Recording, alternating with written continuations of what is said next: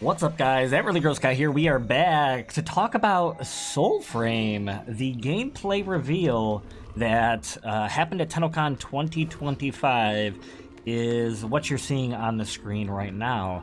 And I'm really excited about this because I was part of the Soulframe Preludes, and I've played a bit of it. I had my opinions on it as it first started being accessible, closed access wise, and I was optimistic. I do believe that there is some um, some good things going on with this game, and with my knowledge of Warframe and the development of Warframe, I was very hopeful because I know the way the devs develop. I know that they do what they can to make good progress in the game. They ship what they can and they give things to their player base. And during that time, you end up with a lot of feedback, and you have a lot of improvements based on that feedback. And for the most part, the game grows in popularity, it grows in quality, and inevitably, we end up with an end product that just benefits everybody. I mean, when you make the game for the people, by developers that genuinely care about what they're creating, I think that's just a recipe for success. And we've seen that with Warframe, and we're seeing that with Soulframe, and I'm very excited. You'll see that we are kind of jumping on in. We're talking to one of the recent NPCs that, I guess, help our progression in the game. She's quirky. A lot of people love this NPC. And yeah, I guess what we'll see as we go on is some gameplay, of course, and a just dramatic, very significant improvement to Soulframe as a whole. We have this cute little flying mouse deal. We previously had the little bird that would show us around. It's part of our revival system in the game. And now that we're doing this quest, which is leading to one of the new bosses, also is going to be one of the forgive me, I forget exactly what they're called, but it's like a new pact with a kind of deity or spirit or something that helps us, just become more powerful and learn new skills. But the idea is we're here to resolve an ongoing conflict with this dark sap, this swampy stuff that is influencing the local, good guys and bad guys. There's the little nature Spriggans, is that what they're called? Anyways, influencing those little guys, and they're fighting basically anyone that comes into their territory. Which does include us, unfortunately, but we are here to remedy that. You have a few of these trees that seem to be infected in some way by this dark growth. It's tainted by the soil, I suppose. And we get a little bit of story stuff, little cinematic type stuff, which is really interesting. That I guess explains the downfall of this character, which is adorable. This giant bear who is here to basically help the forest grow. He seems to basically find seeds for tree growth, and he tries to plant them and make sure they grow. And he arrives at this point in time where this odd-looking seed just fails to grow, and it's because of the soil that this place is, this darkness that is, within the soil. So, yeah, you'll see here a little cute interaction, a little cinematic.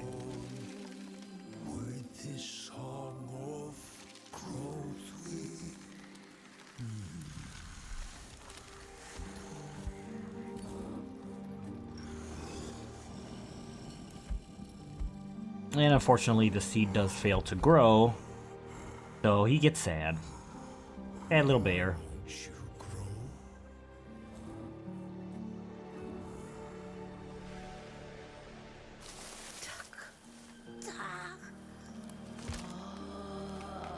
And you can see that the tree is dying, and different areas of the forest is basically, you know, succumbing to this illness or, you know, unnatural, I guess, growth. You see these giant bear claws torn into the tree, as though the bear is angry or frustrated or maybe losing their mind.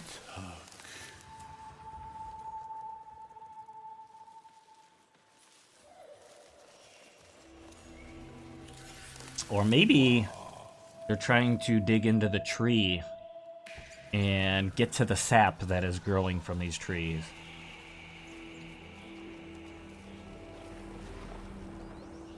So here in front of us we see one of the dark areas in the forest, and where the, I guess, tainted soil, or, you know, the nature has been warped in some way, significantly, and we're here to restore that.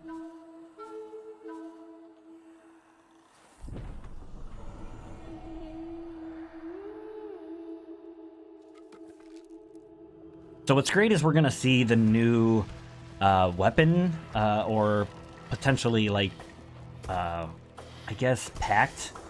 We have the staff, that is a ranged base kind of staff. We do have, like, secondary weapons, throwing daggers and stuff like that, that are have made their way into the game. So not only do we have some kind of primary weapon, I think strictly based on the pact itself is the type of weapon you can wield, but then you have some kind of secondary that they can use. And you see that they're also using the bow, which I don't want to call it an ultimate, but is a skill that they utilize based on one of the other packs. But so you can see that the enemies we fought were the little guys that are just trying to protect their forest, which I think are influenced by the sap, and this giant golem type that attacked us as well.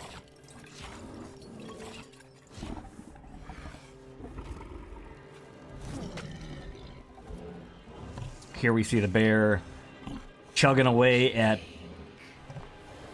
what would be the sap that is influencing him and causing him to become warped in some way.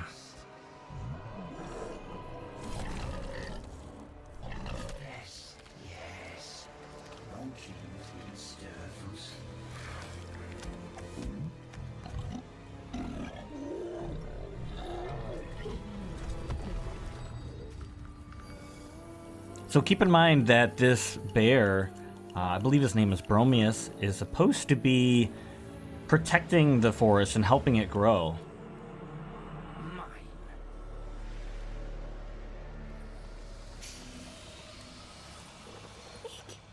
This putrid hand. I smell a medicant. My puppets know well his wastes.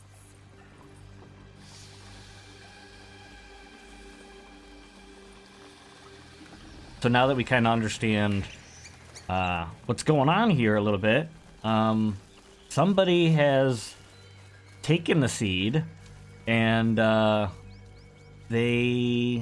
basically the ones we're going to be going after here, to acquire that seed back. And then our goal is to basically eliminate this blight, I guess. I guess blight would be the right word for this, you know. Wretched odor. Oh, my poor nose. Yep. This Odin sludge seeps deep, you know, rousing bodies best left buried. We are close.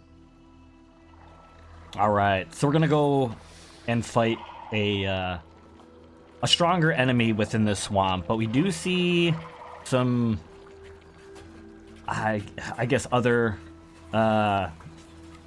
blight-like enemies that we could potentially fight. We're gonna fight some here in just a moment, but Bears and seeds.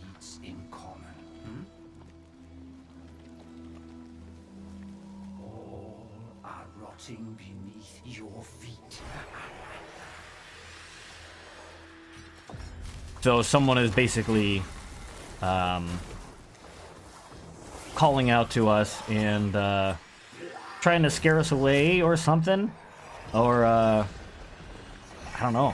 Maybe they want us here, but the idea is that these are enemies that are affected by this blight. You can see they have that dark bark-like growths on them, and we're taking those guys out. It does look like they kind of vanish rather than, you know, fall to the ground, or they disappear within the swamp. So that's an interesting mechanic, but...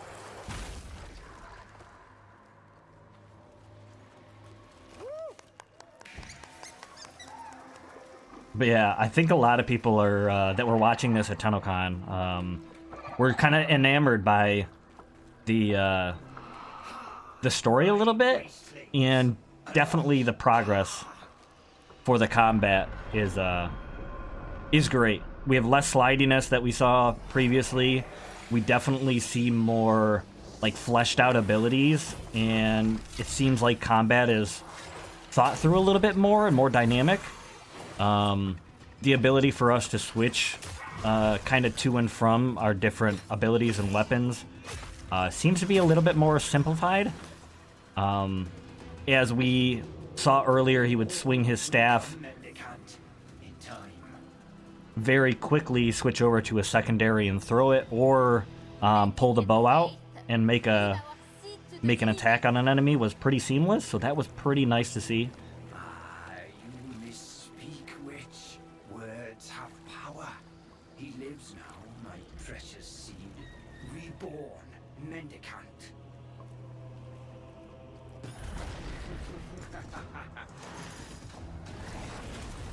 We rotted things have much in common. Our tongue, full our thirst, still. Very cool. So here we have like this plague wizard, Wazzard of the Waste. Definitely feels like necromancer-like, or you know, he's like a wizard of blight. Within the battle, we are seeing new like boss mechanics, which is definitely a welcome experience instead of just a spongy, you know, boss with a giant health pool. We're starting to see different aspects of these boss fights, which, you know, little summons, little I don't want to say puzzles, but different enhancement. It looked like he was cloaked there, so it was hard to see. But the fact that the tree sprouted up from the ground and there were some targets to take down is a nice added, you know, combat experience, I guess. But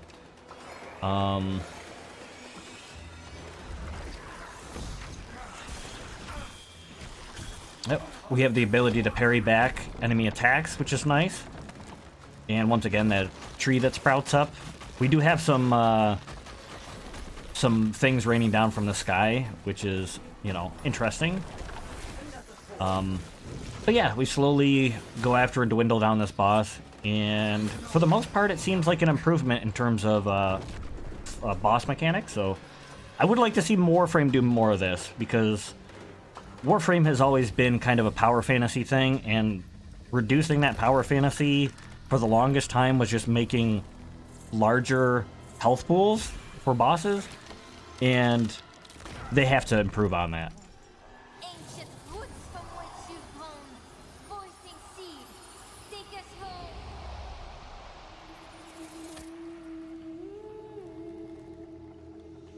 All right, so we've acquired the seed that the bear was trying to protect for the longest time until he got... Thrive here. I see the puppet. This spoiled soil will turn you mendicant once more. We must go below, face the rot at its roots. Yeah, we must go below and face the rot at its root. For this next section. And thankfully, the game does allow for some pretty good, like, drop-in multiplayer cooperative, so Just like that, entering the dungeon, we have another member jump into the party and join us. So it's very cool. I am excited to see that we would be able to travel around an open world and drop into a dungeon like so and have, you know, a cooperative experience pretty easily. So yeah.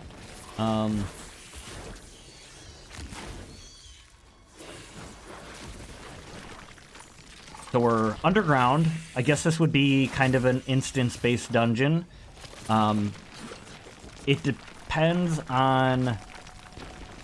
I suppose that most of the dungeons in game that are not quest-oriented are procedurally generated, just like they are in Warframe. I'm assuming part of this dungeon also would be procedurally generated all the way up until probably this location and the boss arena, of course, but... The beast. Sap smoke on his breath, no less. Fly deeper. And this is where we get into a little bit more of the puzzle mechanics that enter, or upon entering dungeons and stuff like that. So there are puzzle mechanics throughout the game. They seem to be paired to certain tile sets. And of course, this being the quest, a lot of these are probably, you know, the same location every single time, or they have the similar setup every single time in some way, shape, or form. But it is cool to see kind of a new, whether it be Warframe or Soulframe, just a new kind of atmosphere, I guess, in dungeons to kind of proceed. And obviously for Soulframe, that's a major improvement over just kind of the randomness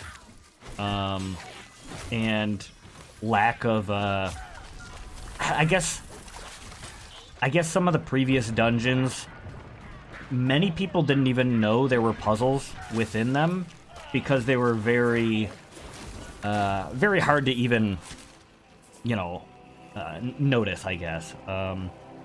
I ran my first several dungeons when I was in the Soulframe Preludes, and I didn't even know there were these little secrets that could be explored if you were, you know, taking down certain, you know, certain things in the environment, or, you know, it was mostly just environmental puzzles, but I never noticed them until, like, I don't know, probably 10 explored dungeons in, and I was like, there's something more going on here.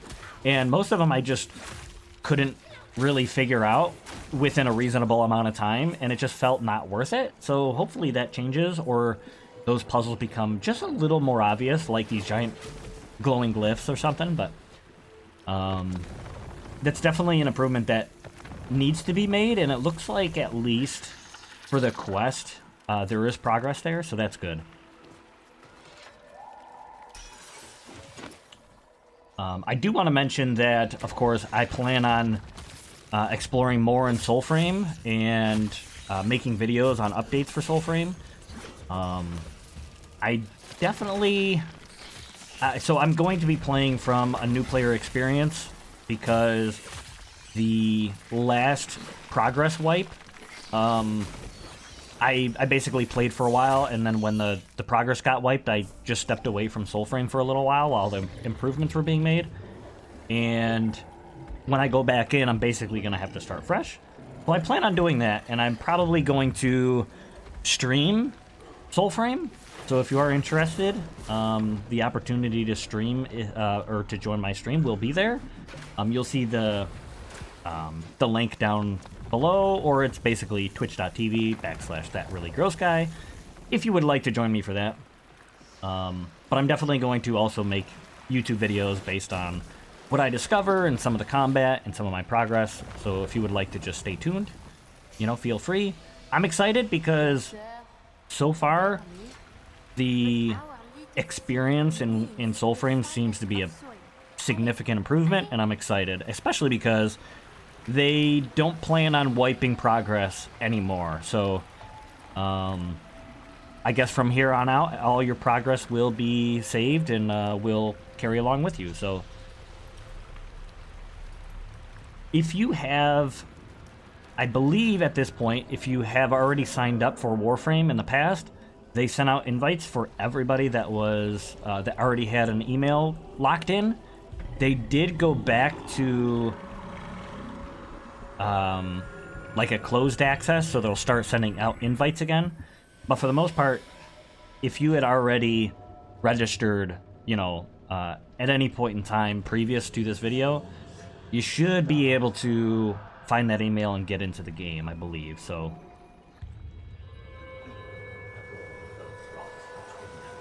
now what's interesting here is now that we're getting deeper and deeper, it seems like there's some kind of influence.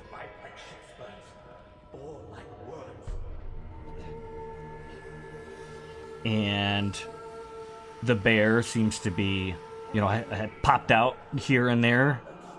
And it might be hallucinations, or it might be just, you know, we're slowly losing our consciousness based on maybe spores?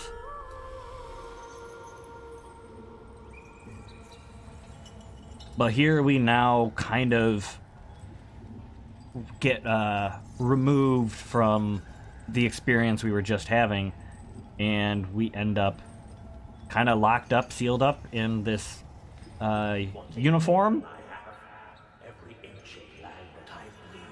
We're heading towards some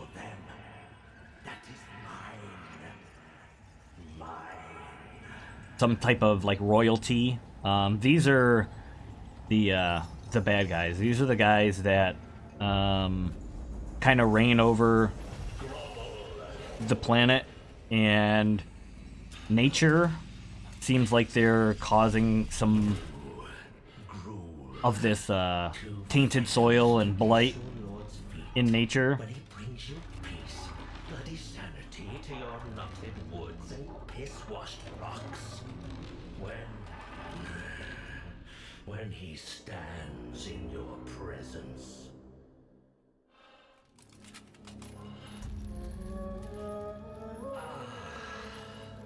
That's better. Better to listen. We are a family, are we not? Now give me the Empress, you blue-blooded bitch of a thing. Very interesting. So we used to be some sort of servant of that civilization, or the royal families, one of the royal families of some kind. And then we got cast out or excommunicated or something. And now here we are trying to save nature. And the cute little bears and...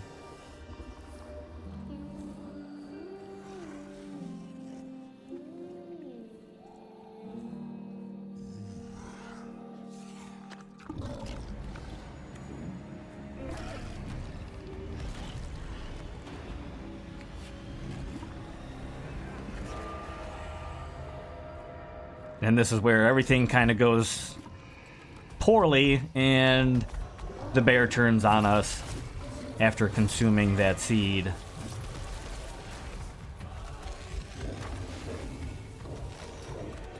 So another very interesting boss fight with some cool mechanics. Being able to kind of charge in through the walls, and the roots and stuff grow around it, and then he appears somewhere else in the arena is an interesting touch. Obviously, being a bear, being really aggressive and trying to go after us. This bell that... There we go. And we loses one of his heads. So, of course, he's... you know, just a simple bear with one head, but these, this blight or bark-like growths that appeared on him include 2 additional heads, and the coverage over his main head with the bell on it. And we basically gotta do combat and kind of knock him down in terms of health and heal him, I guess.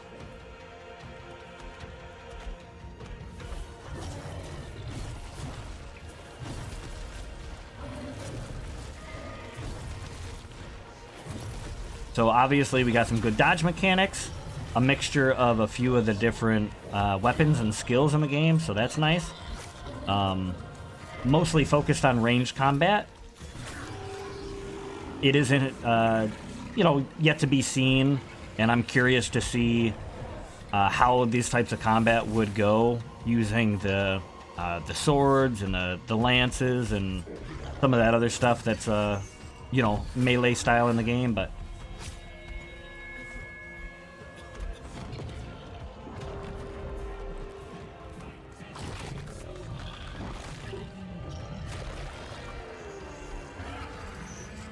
Hopefully the fights are dynamic enough where you're not completely reliant on the ranged attacks and the bow, but here we sent our little mouse, flying mouse deal into the innards of the bear, and basically this mouse is going in there to extract that little seed he ate, because obviously the seed is doing him no favors.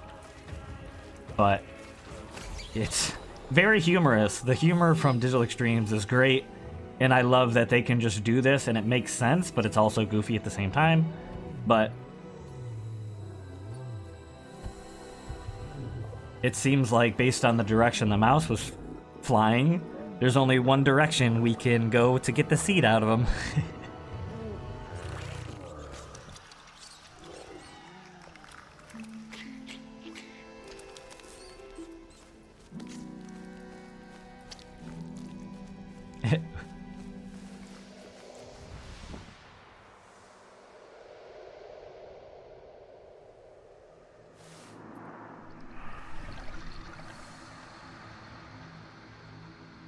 Alright, there we have it. So we are back in our little villagey, I forget what they call it.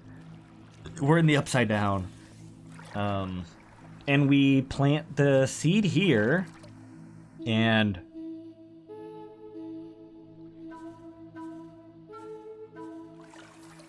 I'm not too sure what the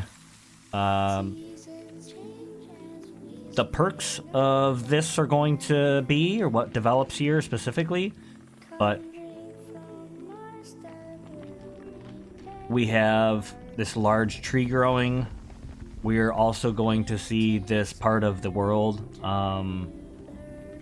lose its blight because of the tree here, and now nature can properly grow the way it's meant to be. And our little bear friend seems to come back to his wits, and we create a little pact with him, and yeah, he starts tending to the forest once again.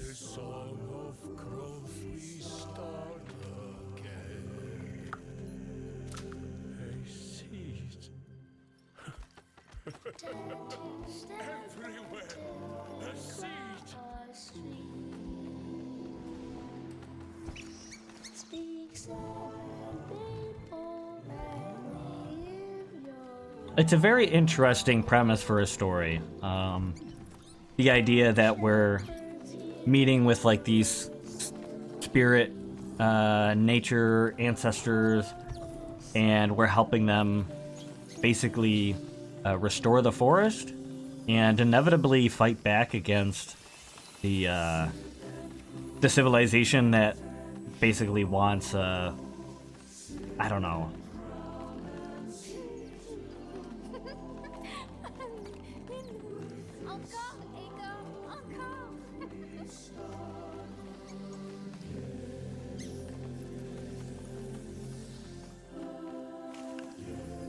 We're restoring all the trees one by one as we plant these new seeds into the soil.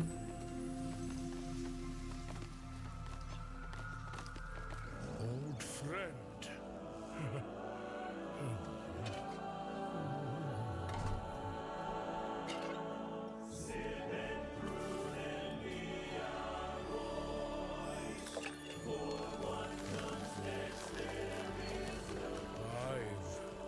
Plenty new lives to tend.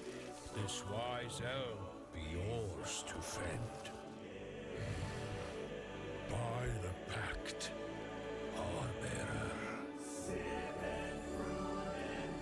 Pallbearer. And this is where we form a pact with him.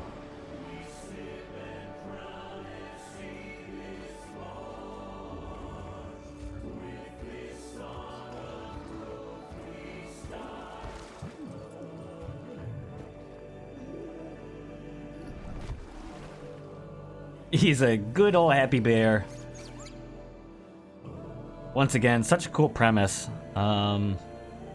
Genuinely is, like, kind of tugs at your heart a little bit, and a lot of the story thus far is that in that way.